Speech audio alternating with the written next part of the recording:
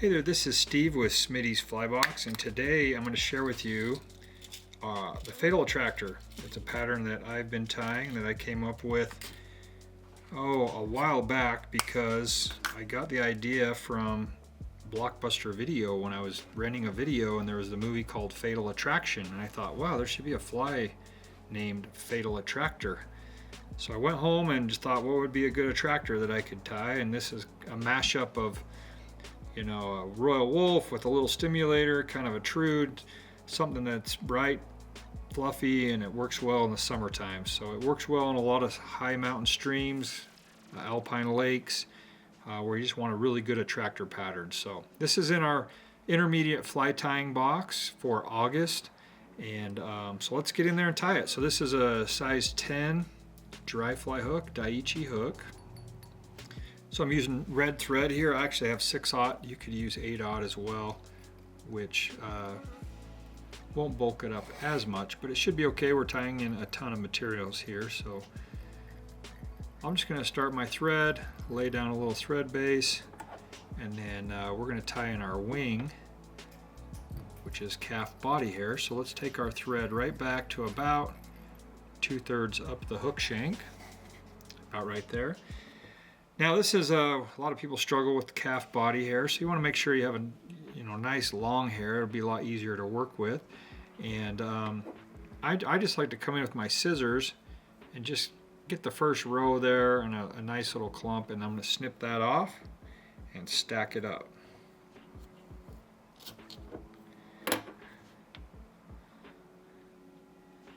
So something like that. And now let's put it in our stacker. After I've cleaned it out, tip down, we'll give it a little tap, get those neatly stacked up.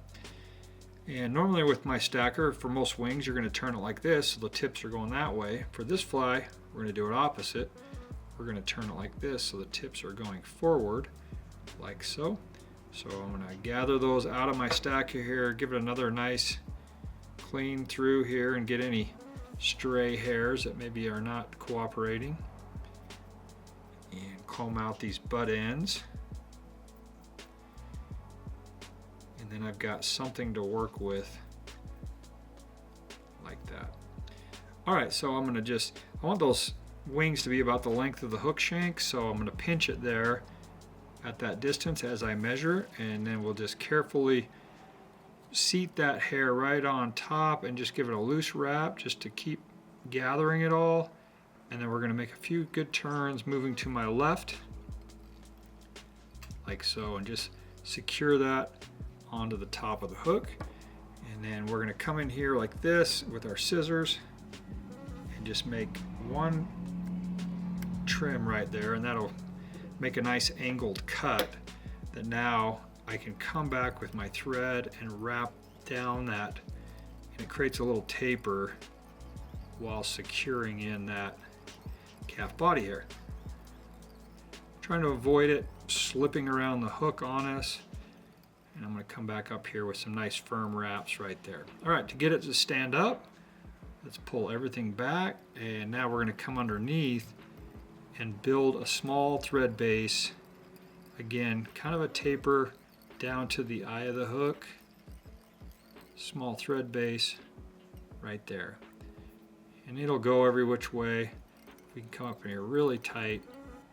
That'll help it get it standing straight up. All right, looks a little messy. That's okay. Now we're going to part this hair. So let's just kind of find the middle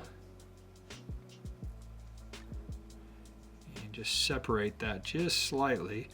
And once I got what I feel like is even amounts on each side, we're going to bring our thread right up, part it right up through the front, and come from behind and go right down through the middle. So let's do that a couple of times, and that begins to separate those wings. Now to really get them looking pretty, we'll make clockwise wraps up the base of the wing on this one, and come around and make clockwise wraps up the base of the near one. So you may have to, this one's a little tricky because it wants to slip, you can just guide it there, loose wraps, guide it, couple loose wraps, tighten it, and then tighten it down. And then I can come back over and now just continue with my thread. And we've got some nice rabbit ears there. So I've got a few strays that got caught up there. Let's just trim those down.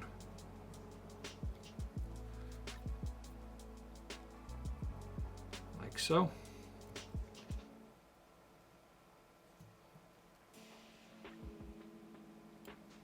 And now we can begin tying the fly around those wings. All right, let's go back to the back and we're gonna do a tail. So we're gonna use Crystal Flash. I like to take about 3 strands of that.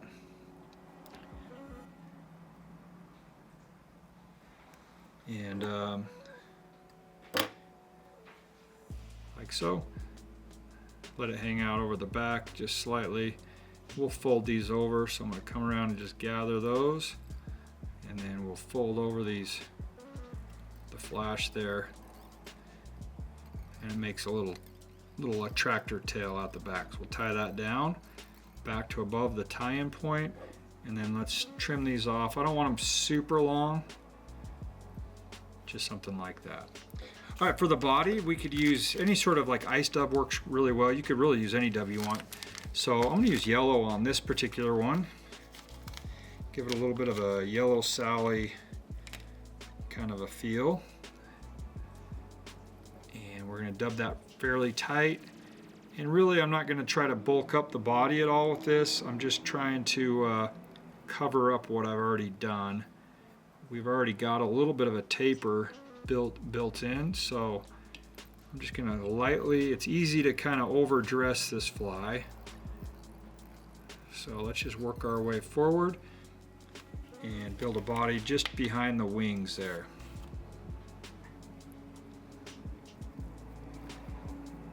So again, I don't want a big old fat dubbed body. I want it as thin as I can kind of get. That looks pretty good. I'm just gonna go a touch farther. Almost up to those wings, about right there. Leaving a little tight space there behind because I'm gonna put on some elk wing. Kind of the same thing we did with the calf body here. I've got some elk body, and I'm just gonna, about the same amount I would use for, say, an elk hair caddis. We'll clean out those butts. And then we'll throw them in the stacker and get them nice and clean.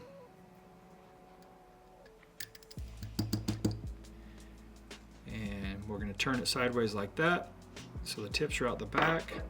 I'm going to even up these butts slightly. And I want what I'm looking for is just a nice little wing out the back right there. So I'm going to come in here kind of carefully behind that calf wing. And just put a little elk wing sticking up there. I'm going to try to tie down those butts as best I can. Again, without bulking it up. And there we go with a little wing out the back, like so. All right, now we're ready for our grizzly hackle. So I've just got a whiting saddle hackle here.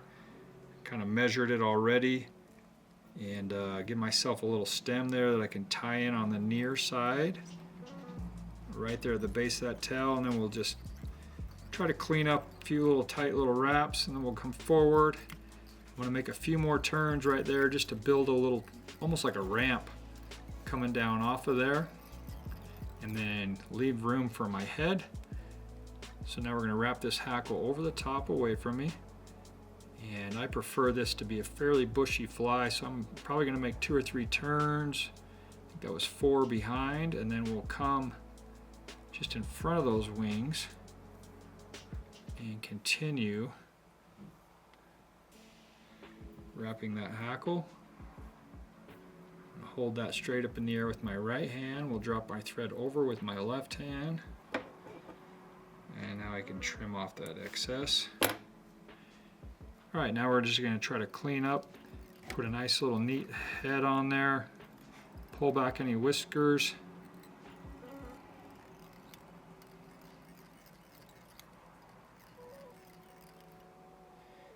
And now we can whip finish and add a little head cement.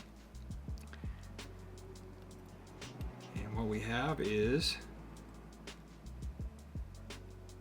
the Fatal Attractor.